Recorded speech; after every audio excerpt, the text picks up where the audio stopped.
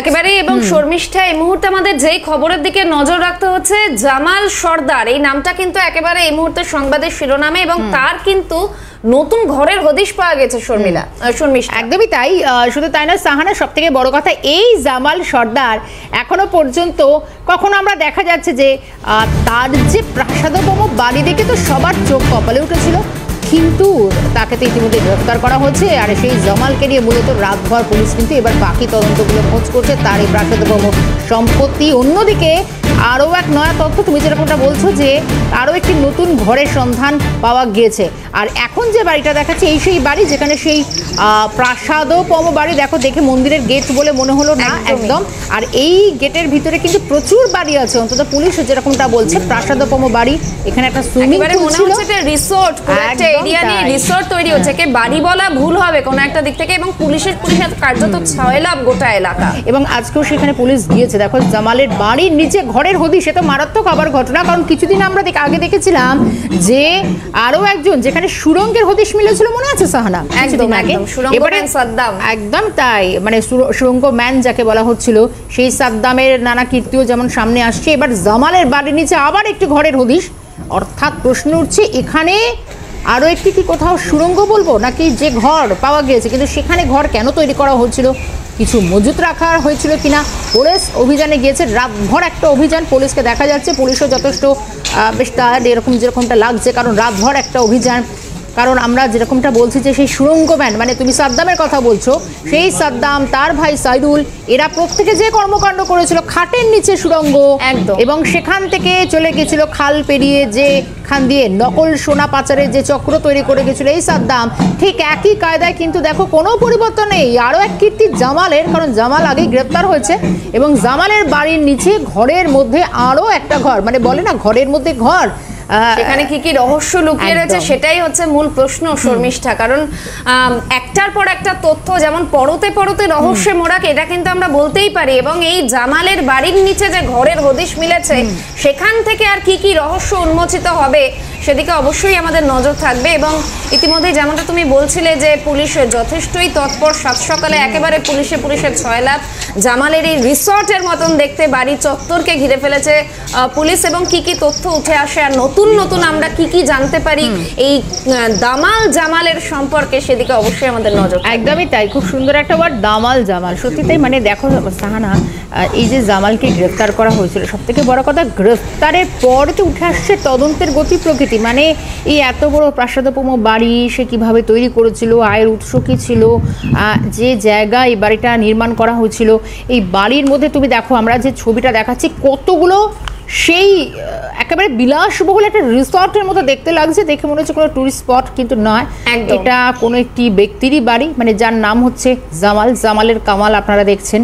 এবং সোনারপুর থানায় পুলিশের অভিযান, যেমনটা জানা যাচ্ছে এই হচ্ছে সেই জামাল মূল অভিযুক্ত। একবারে দেখলে ভোলা ভালা একদম মনে হয় কিছুই জানে না, কিন্তু এই জামালের কামাল কিন্তু রীতিমতো মানুষকে এখন একেবারে হতচকিত করে দেখেছে। এই বাংলার মানুষ শাহজাহান থেকে শুরু করে, না আমরা একটু ভাবি না, তুমি দেখো মোটামুটি শাসকের নানা নেতারই কীর্তিগুলো, সব থেকে বড় কথা শাহজাহান কি ছিল না বলতো, শাহজাহান মার্কেটে ঘুরে বেরিয়ে সেখানে সিবিআই, ইডির গোয়েন্দা কর্তারা তারা কি পাননি, প্রাসাদোপম বাড়ি, সঙ্গে অস্ত্র ভাণ্ডার।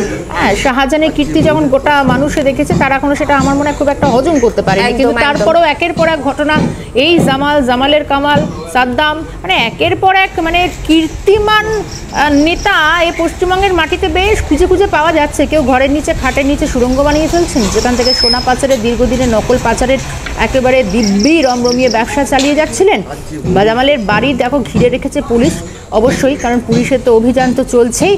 কিন্তু প্রশ্ন তো উঠছিল যে এই ঘরটা ভাঙার কাজ করছে, খুব স্বাভাবিক সাহানা, যেটা উঠে আসছিল প্রশ্নটা যে কি আছে এইখান থেকে, কি আছে, মানে এখানে কোন রত্নভাণ্ডার, এখানে কি আছে, কি পাওয়া যায় এত বড় একটি বাড়ি, না জানি এই মাটির নিচে বিভিন্ন ঘরের নিচে ঘর যেভাবে তৈরি করা হয়েছে, তার একটা উদ্দেশ্যটা কি, এটা কিন্তু একটা বিশাল প্রশ্ন সাহানা।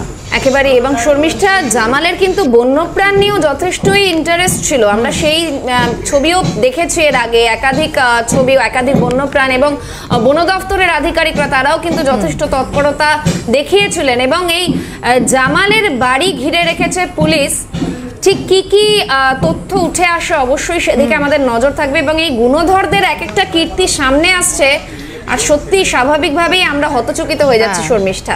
একদমই। সাহানা, আমরা পৌঁছে যাওয়ার চেষ্টা করি। আমাদের সঙ্গে তমাল সরকার রয়েছেন, অত্যন্ত গুরুত্বপূর্ণ বেশ কিছু বিষয় জানা দরকার রয়েছে। তমাল, সুপ্রভাত জানাই, তুমি রয়েছে সেখানে। সব থেকে বড় কথা, এই পশ্চিমবঙ্গের মানুষ শাহজাহান থেকে শুরু করে সাদ্দামের খাটের নিচে সুড়ঙ্গ এবং এরপর জামালের কামালও দেখছে, কিন্তু এখানে এবার নতুন একটি ঘর, মানে ঘরের মধ্যে ঘরের হদিশ পাওয়া গেছে বলে জানা যাচ্ছে। পুলিশের রাতভর অভিযান, কি আছে, মানে কি থাকতে পারে পুলিশ সূত্রে অভিযানে, আর কি কি ধরা পড়ছে তমাল?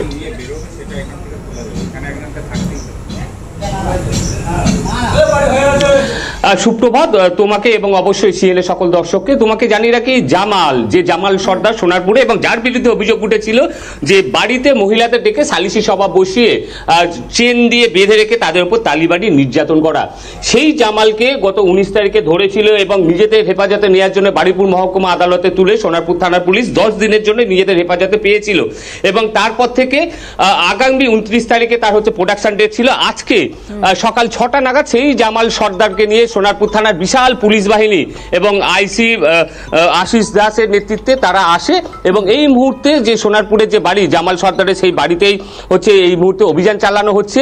প্রতিটা ঘরের খুঁটিনাটি তারা দেখছে। পাশাপাশি তোমায় বলে রাখি, যে বৈঠকখানাতে অভিযোগ উঠেছিল যে তালিবানি কায়দায় মহিলাদের উপর নির্যাতন করা হতো, সেই বৈঠকখানার নিচে একটি কিছু একটা রয়েছে, যে জায়গা থেকে পুলিশ সেখানটায় হ্যামার দিয়ে মেরে সেটা ভেঙে খোঁজার চেষ্টা করছে। আমি আবার বাড়ির সামনেটা দেখাবো, যেখানটা কিনা প্রচুর পুলিশ ফোর্স রয়েছে।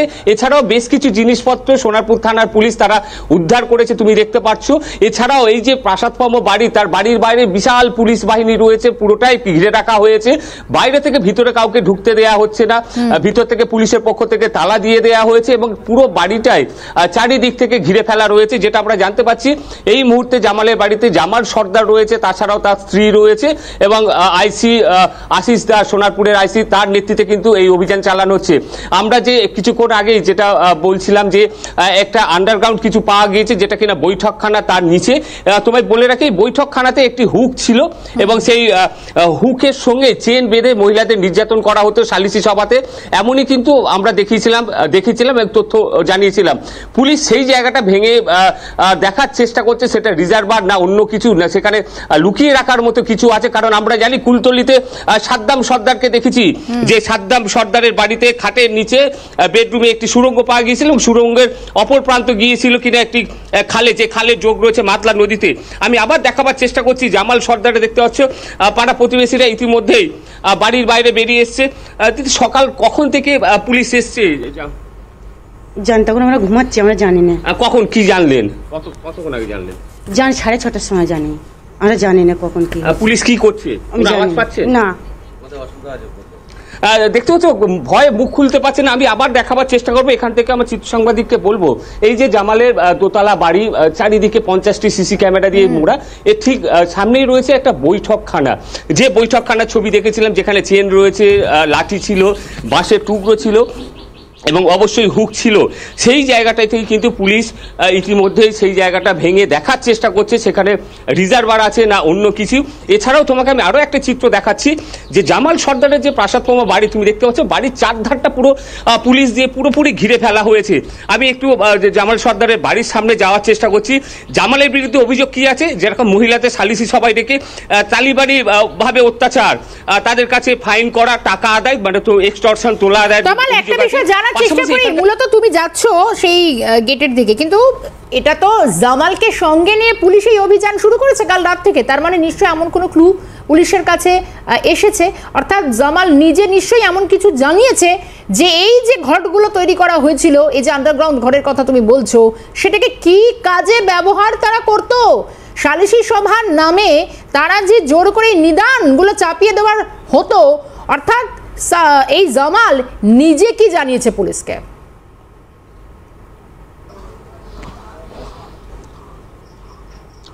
দেখো, তোমাকে আবারও বলছি, 19 তারিখে জামালকে গ্রেপ্তার করা হয়েছিল সোনারপুর থানা এবং চন্দনেশ্বর বর্ডার এলাকা থেকে, কেএলসি থানার, এবং সেই জায়গা থেকে তাকে গ্রেপ্তারের পরে বারুইপুর মহকুমা আদালতে তোলা হয়েছিল, এবং নিজেদের হেফাজতে 10 দিনের জন্য পেয়েছিল।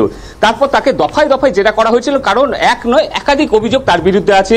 স্কুলের প্রধান শিক্ষক রিটায়ারমেন্ট হওয়ার পর তার 65 লক্ষ টাকা হাতিয়ে নেওয়া, যারা যাদের জমি হারা হয়েছেন কৃষকদের জমি হাতিয়ে নেওয়া, পাশাপাশি দুজন মহিলা, একজন দম্পতি এবং একজন মহিলা অভিযোগ করেছেন সালিসি সভায় ডেকে নিয়ে তাদেরকে মারধর করা হয়েছিল এবং তারপরে তাদের কাছে টাকা চাওয়া হয়েছিল, এবং সেই অভিযোগের ভিত্তিতে তাকে দফায় দফায় জেরা করার পর আজ সকালে আবার দেখা যাচ্ছে এই সেই জামালের প্রাসাদপম বাড়ি, যে বাড়িটা পুরোপুরি পুলিশ ঘিরে রেখেছে এবং ভিতর থেকে আমি দেখাবো, এখানটা ভিতরে তালা দিয়ে রেখেছে যাতে না কেউ প্রবেশ করতে পারে। তুমি দেখতে পাচ্ছ সেই বাড়ির মধ্যে জামালের স্ত্রী রয়েছে, জামাল রয়েছে, এবং অবশ্যই সোনারপুর থানার আইসি আশিস দাসের নেতৃত্বে এই সময় তন্ন তন্ন করে তল্লাশি করা হচ্ছে, কারণ অনেকেই নানান ধরনের অভিযোগ করেছে যে এই বাড়ির যে, আমি আবার দেখাবো চিত্র সাংবাদিককে বলবো যে শীষমহল ডান দিকের যে দোতলাটা রয়েছে সেই কাঁচ দিয়ে মোড়া ঘরটাই হচ্ছে অফিস, এবং অফিসের মধ্যে অনেক মেশিন রয়েছে, জিনিসপত্র রয়েছে, এইসব অভিযোগ উঠেছে।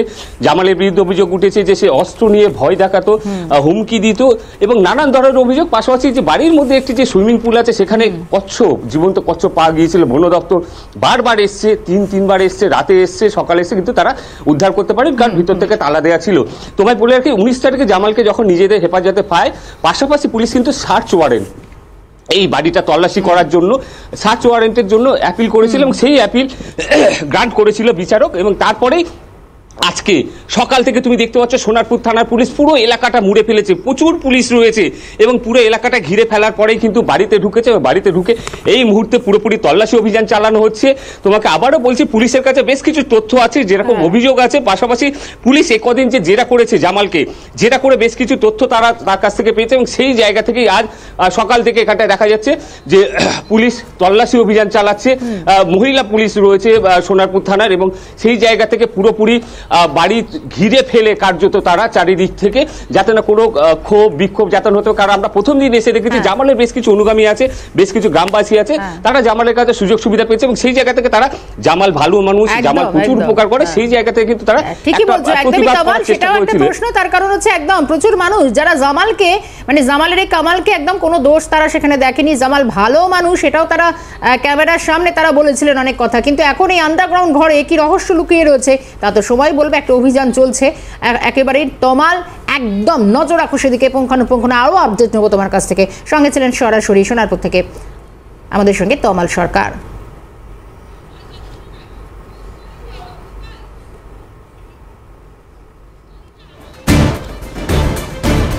জামালের বাড়ি ঘিরে রেখেছে পুলিশ, এবং সেই অভিযান দেখানোর চেষ্টা করছি। আপাতত সেই ঘর ভাঙার কাজ করছে পুলিশ, পুলিশ রয়েছে সেখানে ইতিমধ্যেই, সেই ছবি দেখানোর চেষ্টা করছে। একদিকে জামালের বাড়ির নিচে নতুন আন্ডারগ্রাউন্ড এই ঘর, অভিযান চলছে।